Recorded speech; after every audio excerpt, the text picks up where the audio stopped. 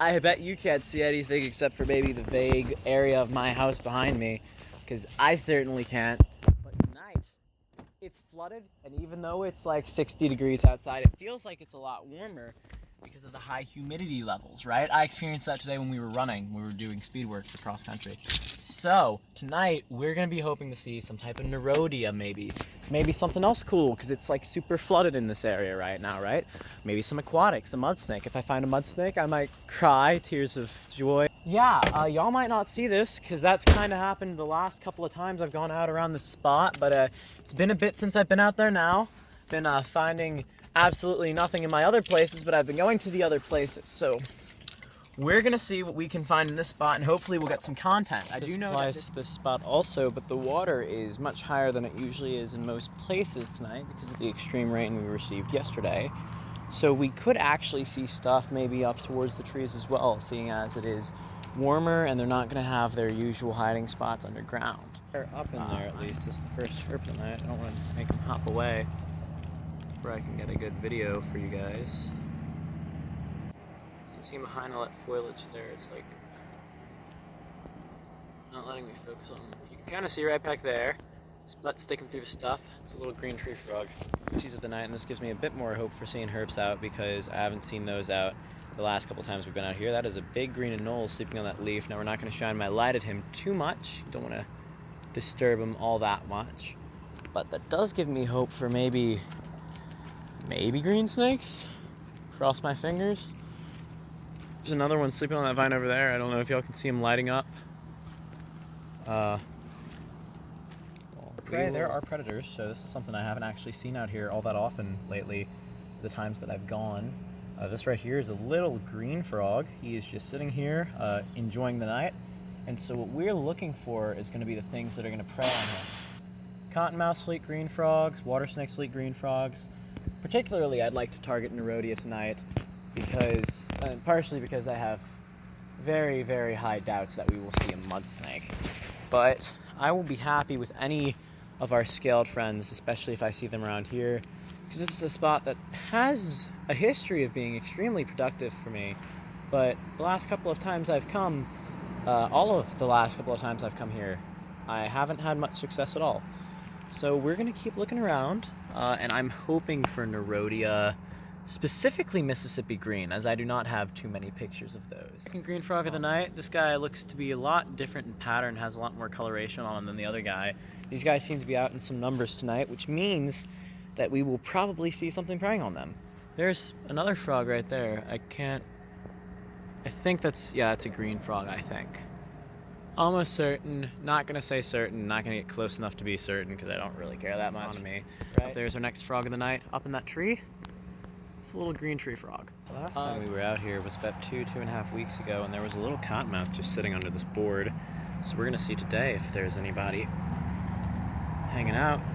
Hey, he's still here. All right, that's the first snake of the night. Little cottonmouth, Echistrodon piscivorus. He seems to call this board home. So, who are we to disturb him? He's just chilling under there, probably for the night. This means he's not out ambushing. So, we will leave him to it. Don't want to disturb him too much. I want to make sure he stays here. Yeah. Second snake of the night. That right there looks to be a glossy swamp snake, maybe? I don't know. It is non-venomous. I walked across the water for this little guy, so we're going to make sure we grab him so I can give you all an idea. But from right here, I can actually tell, yeah, that guy is a glossy swamp snake. Something I have rarely found. It's cool to know that they're in the spot. That doesn't surprise me at all, but I don't have a lot of pictures of these guys. Not being too greedy, trying to film the grab. Oh, super chill. That was so chill. You are such a chill snake, dude. Come here. Look at that. That is a glossy swamp snake right there. That was not something I was expecting to see tonight, but that is never something I will complain about. Wow. Okay, a glossy swamp snake. Yeah, this is the second ever glossy swamp snake I've caught.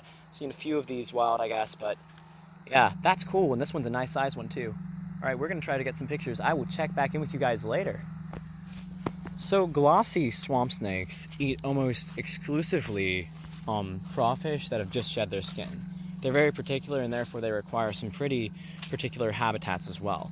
This makes them a big target species for people when they come to Louisiana. They're often called glossy crayfish snakes, even though I know they're pronounced crawfish. Everybody, don't murder me Maybe, maybe not. I'm not starting this war.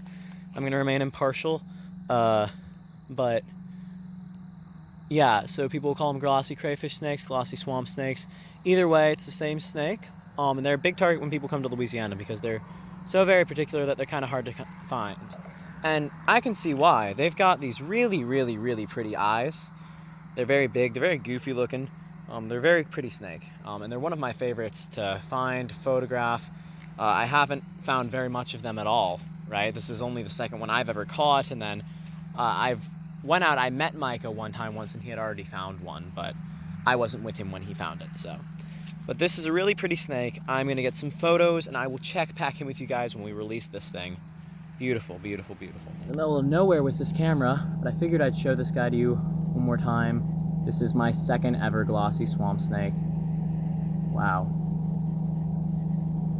I'm really surprised to have found this guy.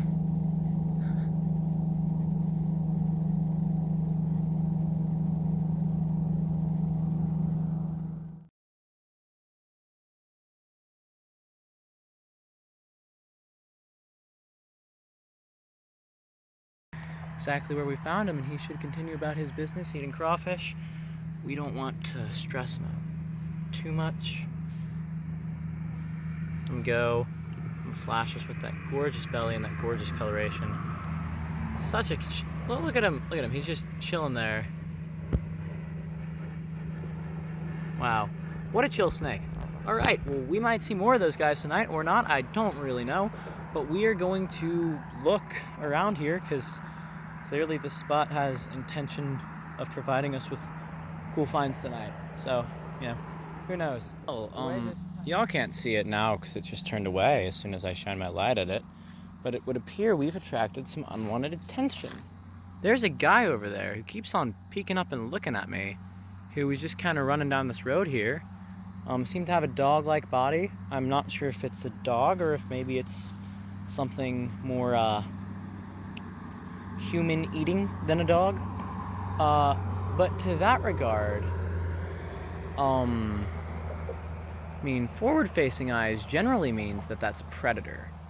Alrighty, so I just let the people who own this little area know that I'm leaving for the night, and I think we're gonna try to hit up another spot, seeing as it is only 8 o'clock, and the night is being very lovely to me, right? Found that little cottonmouth, was pseudo expecting to see him. Swamp snake, that was not something I was expecting to see. And I am so grateful. I love swamp snakes. And then next snake of the night, we just cruised it here, crossing the road. Let's see what this little guy is. Oh my gosh, that is the second ever copperhead I have ever found. Look at you, little guy. Oh, that is so cute, a little baby copperhead, and I road cruised it. Oh wow, I'm so proud of myself. Well, we're gonna get a few pictures of this guy. And I think we're gonna try to move him a little bit up the road away from this curve so that we don't risk, you know, death. That looks like a good area, huh? Do you agree with me, little guy? Hello. Look at him. Look at how cute he is. That is a tiny snake. You can see, as most vipers do, he has a little neon tail tip. Oh wow. So flashers are on. Not really pulled off the road, but I am in an area where there's not turns directly near my car. And I'm listening very carefully. I haven't seen a single car on this road since I've gotten here. We will still be careful. Look at that little copperhead. So sweet.